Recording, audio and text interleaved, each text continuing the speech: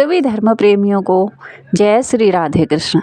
आज सफला एकादशी की आप सभी को बहुत बहुत शुभकामनाएं। 26 दिसंबर को आज यानी कि गुरुवार के दिन सफला एकादशी का व्रत किया जा रहा है। आइए सुनते हैं सफला एकादशी का महात्म्य और व्रत कथा।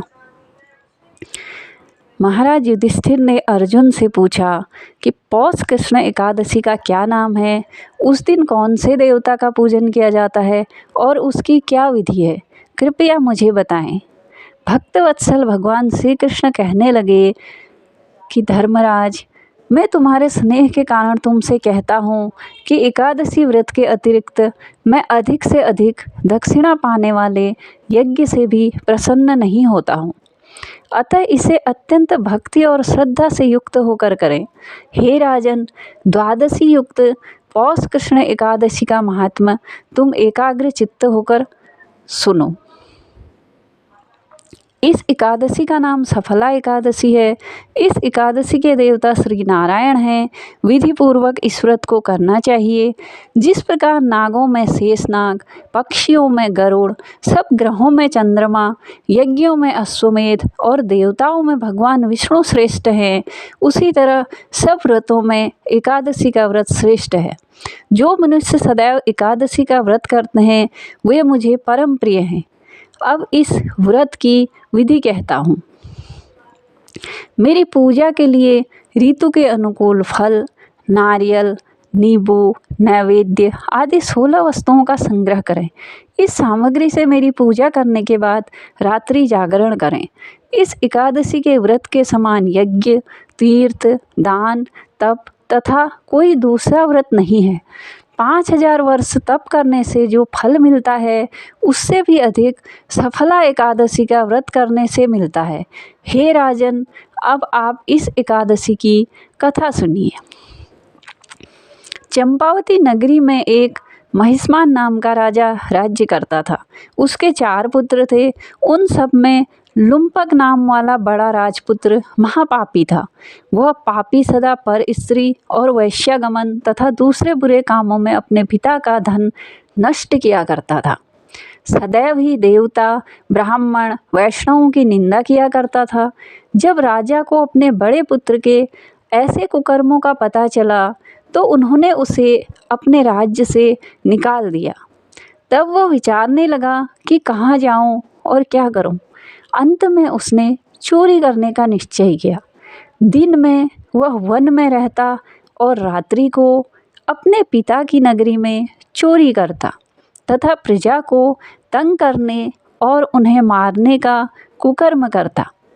कुछ समय पश्चात सारी नगरी भयभीत हो गई। वह वन में रहकर पशु आदि को मारकर खाने लगा। नागरिक और राज्य के कर्मचारी उसे पकड़ लेते किंतु राजा के भय से छोड़ देते। वन के एक अति प्राचीन विशाल पीपल का वृक्ष था। लोग उसकी भगवान के समान पूजा करते थे। उसी वृक्ष के नीचे वह महापापी लुम्पक रहा करता था। इस वन को लोग देवताओं की क्रीड़ा स्थली मानते थे।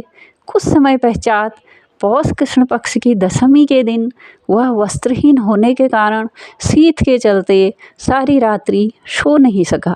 उसके हाथ पैर अकड़ गए। सूर्योदय होते होते वह मूर्छित हो गया।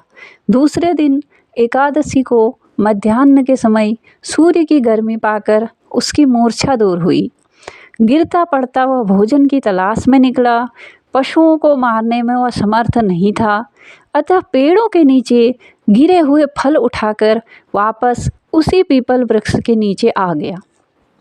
उस समय तक भगवान सूर्य अस्त हो चुके थे। वृक्ष के नीचे फल रखकर कहने लगा, हे भगवान, अब आपके ही अर्पण है ये फल, आप ही तृप्त हो जाइए। उस रात्रि को दुख के कारण रात्रि को भी नींद नहीं आई। उसके इस उपवास और जागरण से भगवान अत्यंत प्रसन्न हो गए और उसके सारे पाप नष्ट हो गए।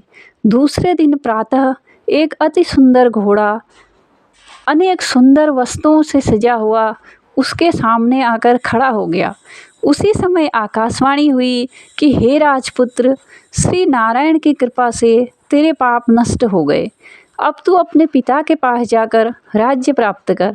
ऐसी वाणी सुनकर वह अत्यंत प्रसन्न हुआ और दिव्य वस्त्र धारण करके भगवान आपकी जय हो कहकर अपने पिता के पास गया।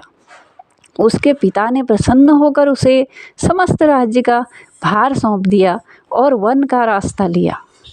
अब लुम्पक शास्त्रानुसार राज्य करने लगा। उसके स्त्री पुत्र आदि सारा कुटुंब भगवान नारायण का परम भक्त हो गया। वृद्ध होने पर वह भी अपने पुत्र को राज्य का भार सौंपकर वन में तपस्या करने चला गया और अंत समय में वैकुंठ को प्राप्त हुआ। अतः जो मनुष्य इस परम पवित्र सफल एकादशी का व्रत करता है उसे अंत में मुक्ति मिलती है। जो नहीं करते वो पूंछ और सींगों से रहित पशुओं के समान है। इस सफला एकादशी के महात्म को पढ़ने से अथवा श्रवण करने से मनुष्य को अश्वमेध यज्ञ का फल मिलता है। जय श्री राधे कृष्ण।